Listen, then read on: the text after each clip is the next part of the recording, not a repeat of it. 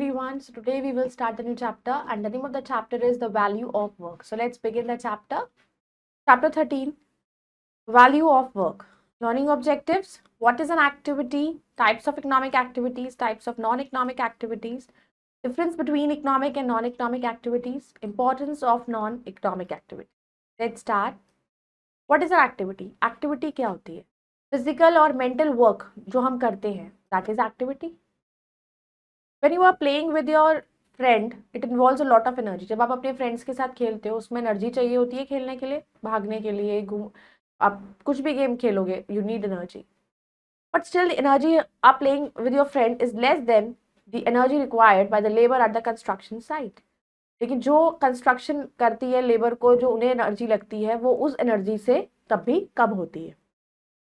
Let us understand about activities और उसके types एक स्टोरी से पढ़ते हैं. रीना एंड राहुल जो है, दे वर प्लेइंग इन पार्क में, खेल रहे थे. जब सडनली उन्होंने देखा कि टीचर जो है ट्यूशंस पढ़ा रही है पार्क में. रीना ने राहुल को बताया कि her grandfather was retired government teacher, कि उसके जो ग्रैंडफादर थे वो गवर्नमेंट टीचर थे, रिटायर्ड हो चुके हैं. एंड नाउ रिटायरमेंट के बाद अपने फ्री टाइम में वो फ्री ट्यूशन क्लासेस देते हैं पुअर चिल्ड्रन को. और वो गार्डनिंग उन्हें बहुत पसंद है and help in house hold course में मदद करते हैं घर के कामों में. फर्दर उन्होंने राहुल को बताया कि उसके फादर ने ओन किया है cosmetic shop near by city में. उसकी जो मदर है वो एक गारमेंट फैक्ट्री में एज अ मैनेजर काम करती है. उसने राहुल से पूछा कि यार तुम्हें पता है, do you remember my sister Seema, you met her last on Diwali. मेरी सिस्टर के बारे में जानती हो, तुमने देखा वो दिवाली पर थी लास्ट. शी इज वर्किंग, एक इंजीनियर की तरह काम कर रही है in Bangalore. Wow Reena, everyone around different activities. When individuals complete a particular activity तो उन्हें exhibit करना पड़ता है अपनी skills को, जैसे कि leadership qualities, team work abilities etc. और skills को enhance पढ़ना पड़ता है by involving other activities में आप involve होना पड़ता है. तो two type of activities हैं जिसमें कोई भी individual involve होता है. ये include करता है economic और non-economic activities. Your wise. Read the conversation between Rahul and Reena. अब mention करना है different people involved in different activities. अब आपको बताना है जैसे ग्रैंडफादर थे, वो टीचर है, वो एक जना इंजीनियर है, तो that you have to mention कि कौन किस फील्ड में एंगेज्ड है. Difference between economic and non economic activities में क्या डिफरेंस है? इकोनॉमिक एक्टिविटीज परफॉर्म्ड होती हैं ऑलमोस्ट सेक्टर्स ऑफ सोसाइटी, मतलब हर सेक्टर में पीपल जो परफॉर्म करते हैं इन एक्टिविटीज को फॉर लिविंग के लिए और इनकम के लिए. ऑल द इकोनॉमिक एक्टिविटीज के सिग्निफिकेंट कैरेक्टरिस्टिक्स होते हैं. वेल्थ को कैसे एक्वायर किया जाए, लाइवलीहुड को कैसे अर्न किया जाए और इकोनॉमिक ग्रोथ को कैसे बढ़ाया जाए. Activities performed must be lawful होनी चाहिए और लीगली बाइंड होनी चाहिए to gain income. Unlawful activities like theft, smuggling, drug dealing, burglary, ये सब इकोनॉमिक एक्टिविटीज में इंक्लूड नहीं होते. नॉन इकोनॉमिक एक्टिविटीज वो एक्टिविटीज होती है जो परफॉर्म की जाती हैं बिना किसी एम ऑफ रिटर्न और इनकम के. इंडिविजुअल्स अचीव करता है सेल्फ सेटिस्फैक्शन को और कोई भी रेम्यूनरेशन और रिटर्न्स को नहीं. Individual sentiments they are pre addressed होते हैं and activities are initiated personal content पर वो इनिशिएट होती है. लाइक फॉर एग्जांपल एक इंडिविजुअल जो है वो डिसेबल्ड पर्सन को सर्व कर रहा है, तो कोई एलिमेंट नहीं है उससे, किसी की आप मदद कर रहे हो तो उससे आपको क्या फायदा हो रहा है? कोई अगर बिना हेल्प के फायदा हो रहा हो तो बात है. आप किसी की हेल्प कर रहे हो, किसी मजबूर इंसान की हेल्प कर रहे हो, और उसमें आपको क्या प्रॉफिट मिल रहा है? नथिंग, कोई इनकम नहीं इन्वॉल्व. तो एक्टिविटीज जो किसी डिसेबल पर्सन की हेल्प से रिलेटेड हो वो आपका पर्सनल मतलब है.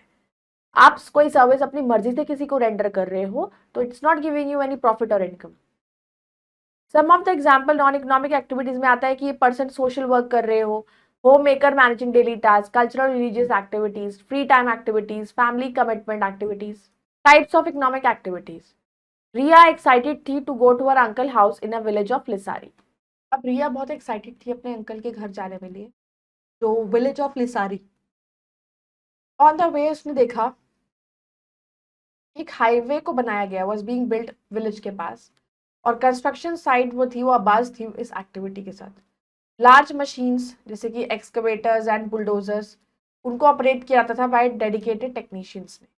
रिया ने सोचा that she would be able to visit her uncle more often once the highway was ready, since it would take less time to travel there. अब बड़ी बड़ी मशीन्स थी वहां पर, एक्सकवेटर्स, बुलडोजर्स को ऑपरेट करने के लिए अलग अलग टेक्नीशियंस रखे गए थे. तो रिया ने सोचा कि वो अपने अंकल के पास जाएगी, मोर ऑफन जाती रहती है, और फिर तभी जाएगी जब हाईवे रेडी हो जाएगा, क्योंकि हाईवे बनने के बाद उसको टाइम कम लगेगा वहां पहुंचने में। हैप्पी विद दिस थॉट रिया ने अपने अंकल को ग्रीट किया और डिलीशियस स्वीट्स उनको दी दैट वो लेकर आए थे। They were joined by Riya's aunt and who just return home from work. Riya की आंट भी वापस आई। वो एम्प्लॉयड कट, she is employed at village post office में एम्प्लॉयड थी एंड उनको एक मंथली सैलरी मिलती थी। इवनिंग में ऑफिस के बाद शी ऑनलाइन क्लासेस करती थी ताकि वो स्टूडेंट्स को हेल्प करे प्रिपेयर फॉर स्कूल एग्जाम्स। वो चार्ज किया weekly fee for these classes. Riyaz uncle एक टेक्नीशियन थे, कंस्ट्रक्शन कंपनी में ऑपरेट कर उन्होंने बुलडोजर। उन्होंने एक मंथली सैलरी अपने सर्विसेज के लिए दी। Next day Riyaz aunt woke up early to finish her share of household chores and left for work. अब वीकेंड पे रिया विजिट करती थी एक local blackberry orchard with her aunt to have some delicious blackberries के लिए। वहां पर cut their उसने देखा राहुल को, एक फार्म लेबरर जो यूज कर रहा था ट्रैक्टर को till farmers land near by. उसने वो डेली वेज अर्न करता था अपने एफर्ट्स करके, जैसे भी मेहनत करके डेली बेसिस पे जो मिलता था उसको कुछ पेमेंट मिलती थी अपने काम के लिए कैश पे, और रिमेनिंग पार्ट जो था पेमेंट का मैंगोज के और इक्वल वैल्यू के फॉर्म में। अब ब्लैकबेरीज जो जो उसको रिसीव हुई एक पार्ट ऑफ हिज वर्क, उनको वही उसकी पेमेंट इन काइंड थी। कैश तो जो मिल गई ठीक है, लेकिन जैसे कोई अपनी मर्जी से कोई कुछ दे दे तो that is a payment in kind. तो importance of non economic activities का क्या इंपॉर्टेंस होती है? नॉन इकोनॉमिक एक्टिविटीज इंपॉर्टेंट होती है क्योंकि वो वेलबींग में कंट्रीब्यूशन करती है इंडिविजुअल सोसाइटी का as a whole, personal wellbeing. Non economic activities help कर सकती है लोगों को कि एक वो सेंस ऑफ सेल्फ को डेवलप करे, express themselves and find personal growth. They can also help people find एक बैलेंस को फाइंड कर सके between work and life. Social cohesion, non economic activities help करता है पीपल को from social bonds and relationship and contribute ताकि to social capital. वो promote करता है community engagement and cultural diversity. Quality of life, non economic activities help करता है people को find leisure, recreation and relaxation. वो हेल्प करता है पीपल को डेवलप करने के लिए एक sense of mental and emotional satisfaction. Cultural preservation, non economic activities preserve करता है कल्चरल हेरिटेज को, ट्रेडिशन, नॉलेज। इवन वो प्रमोट करता है creativity and artistic expression. Social causes, non economic activities provide करता है opportunities for volunteering and philanthropy, जो help करता है पीपल को मेक अ पॉजिटिव सोसाइटी पर पॉजिटिव इम्पैक्ट क्रिएट किया जा सके। नॉन इकोनॉमिक एक्टिविटीज कितने टाइप्स की होती है? सेवा, सेवा ऑल्सो ट्रांसक्राइब्ड एज सेवा एक कंसेप्ट होता है selfless service that is perform without any expectation of reward और परफॉर्मिंग इट।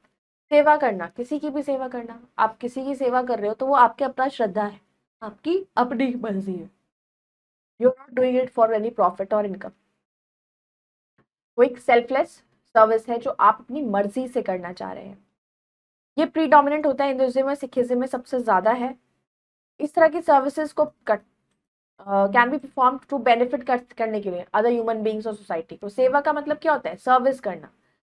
अब more recent interpretation word dedication to others, कि कितना डेडिकेट है आप अपने काम को लेके, दूसरों की सेवा को लेके। हिंदुइज्म में इसको कर्म योग भी कहते हैं, एज जो डिस्क्राइब्ड है भगवत गीता में।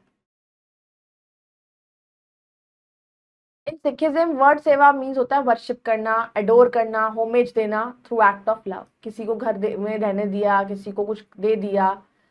तो in the writings of Sikh gurus ये जो दो मीनिंग है सेवा के, सर्विस एंड वर्शिप, वो मर्ज हो जाते हैं। सेवा एक्सपेक्ट की जाता है कि वो लेबर होती है of love perform without desire and intention and with humility, कि आप कोई अपने दिल से बिना किसी बदले में कुछ मांगे किसी के लिए कुछ कर रहे हो, दया भावना रख रहे हो। आइडिया ऑफ सेल्फलेस सर्विस, सेवा एक इंपॉर्टेंट कंसेप्ट है बहुत सारे रिलीजन्स में, क्योंकि God is perceived as having an interest in the well-being of others. Serving other people is considered an essential devotional practice of indirectly serving God and living a religious life that is a benefit to others. Selfless service provide करना अपने आप ही आपको भगवान से जोड़ता है, क्योंकि भगवान क्या करते हैं कि God wants to help, God loves everybody, God take care of everyone. So it is the cut. So if you are serving other people, so it is the blessing of God that you are able to do that. and God find it very, very good task, and everybody should do this. People of every religion are included in the service. और हर तरह के लोग हैं हर religion के अंदर. For instance सेवा को आप परफॉर्म कर सकते हो by offering service. Religious cause के लिए आप खड़े हो, वो भी एक सेवा है. एक गुरुद्वारा आप बनवा रहे हो, that's the place of worship. जो कम्युनिटी परफॉर्म करती है, जैसे providing volunteer, run food kitchens चलाना. Social and community participation. Social and community participation refer करता है एक्टिव इन्वॉल्वमेंट इंडिविजुअल्स का कम्युनिटीज में ही और ब्रॉडर सोसाइटी. वो एनकम्पास करता है बहुत फॉर्म्स ऑफ एंगेजमेंट, जैसे कि volunteering, attending community events, joining clubs or organization, and interacting with neighbors and fellow citizens. Now comes to the case study. Chipko movement एक फॉरेस्ट कंजर्वेशन मूवमेंट करी गई थी इंडिया में, oppose to commercial logging and governments policies on deforestation. Protesters जो थे 1973 में, उन्होंने क्या किया, in tree hugging, wrapping their arms around trees so that they could not be felled. तो ये ऐसे, like you can see in the picture also,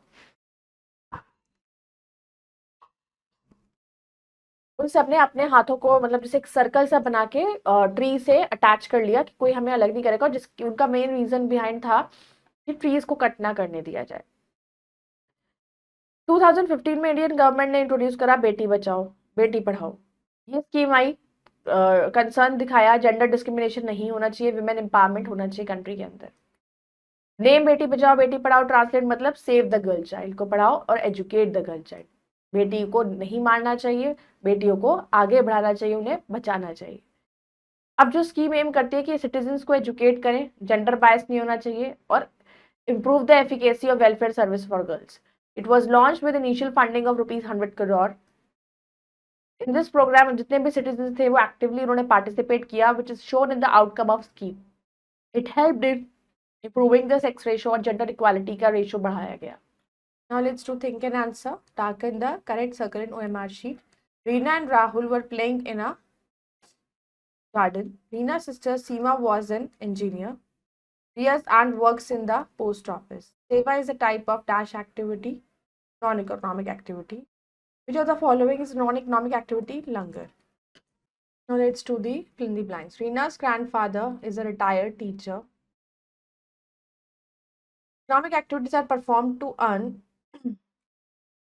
profit. Langar is an example of dash activity, non-economic.